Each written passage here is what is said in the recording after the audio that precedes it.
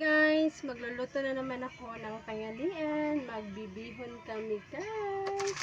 Ito siya guys. Magluto ako ng bihon ngayon. Ito na siya guys. Magluluto na ako. Lagay ko na tong kawali. Ang kawali guys. Lagay.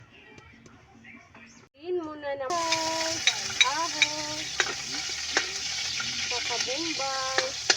At saka asal. Halo-halo ko siya guys. Lagay ko na tong gulay guys. Palasa, yung soya. Nakasisili. Saka konting tubig. Haluin ko muna siya guys. Para masuot yung lasa guys. Ko na guys, kumulo na siya. Akin na bihon.